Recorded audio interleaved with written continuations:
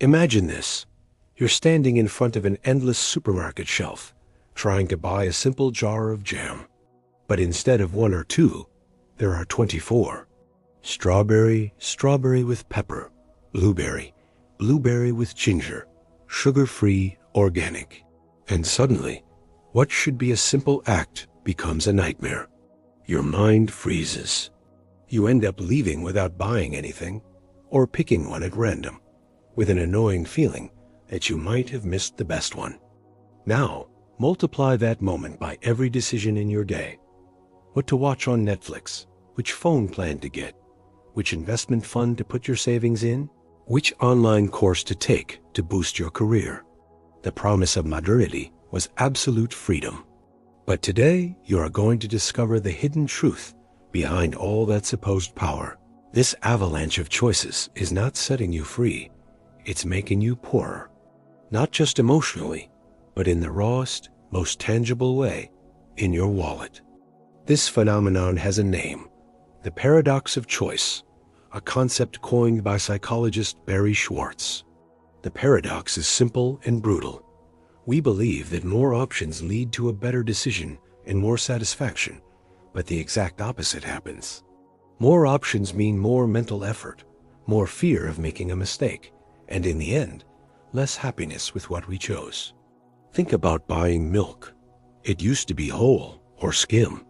Now it's cow, almond, oat, soy, rice, cashew, extra calcium, vitamin D, lactose-free, organic, pasture-raised. The supermarket aisle becomes a minefield where every choice is a little test that consumes your mental energy, a finite and valuable resource. And what happens in our brain when faced with this deluge? Comparison bias kicks in. Our mind does not evaluate options in isolation. It constantly compares them. When there are only 6 jams, the comparison is manageable. When there are 24, it's torture. We start imagining the flavors we didn't try, the benefits we won't get. The option we choose stops being evaluated on its own merits and is valued only in relation to the infinite alternatives we rejected. Our satisfaction is diluted in a sea of what-ifs. This is where economics collides with psychology. Classical economic theory assumes we are rational beings who maximize our benefit. But we, humans of flesh and blood, operate with a psychology full of mental shortcuts called heuristics and deep biases. One of the most powerful is loss aversion. The pain of losing something is psychologically about twice as intense as the pleasure of gaining something equivalent. In a world of limited choices, choosing is winning. In a world of unlimited choices, choosing is, above all, losing. You lost the other 23 jams. You lost the phone plan with that extra data from the other company. You lost the growth potential of the other investment fund. Every yes is accompanied by a thunderous chorus of no's. And our brain, wired to avoid loss, suffers. This anxiety leads us down 2 equally damaging paths: analysis paralysis, where we postpone the decision indefinitely, like not buying any jam, or we make a quick decision and then live tormented by regret and doubt. And this, dear viewer, is the silent mechanism that empties your bank account. Because this dynamic doesn't stay in the supermarket. It transfers to the most important financial decisions of your life. How many hours have you spent comparing insurance offers, pension plans, or mortgages? The industry knows. They overwhelm us with options, rates, coverages, and fine print, betting that, exhausted, we will end up choosing the most expensive for peace of mind, or, worse, postpone the crucial decision to save or invest. Psychologist Barry Schwartz describes 2 types of people when facing choice: maximizers and satisficers. The maximizer always looks for the perfect option, the absolute best. They go to all the stores, read all the reviews, compare all the features. The satisficer looks for a good enough option, one that meets their main criteria, and then moves on with their life. Guess who spends more time, more energy, and often more money on the endless search? Guess who is less satisfied even when they find something excellent? because there will always be a doubt. Could there be something better?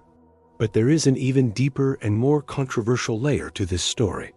We've talked about how choice overload leads us to make bad decisions that impoverish us. But what if the relationship also works in reverse?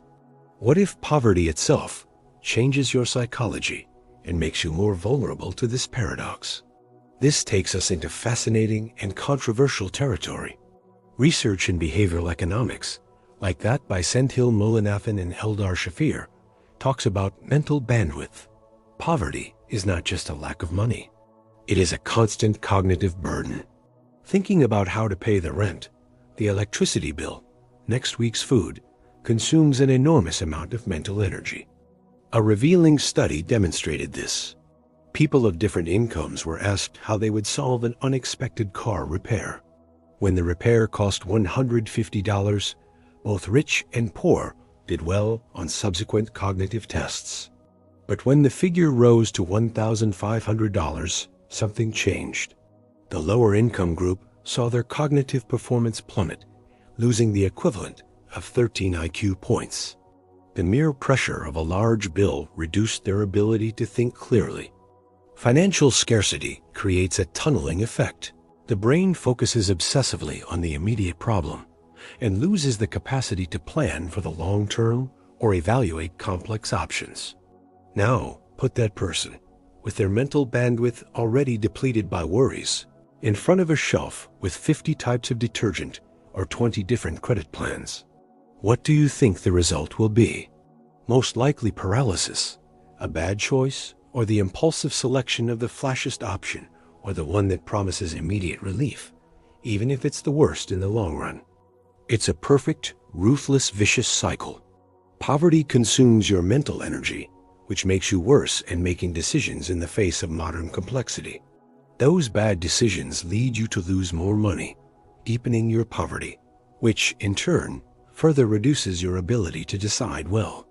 The avalanche of choices, a supposed symbol of wealth and progress, becomes a trap for those who are most exposed. And here comes the controversial element, the idea I want to plant in your mind for debate. What if much of the marketing and consumption industry is not innocent in this?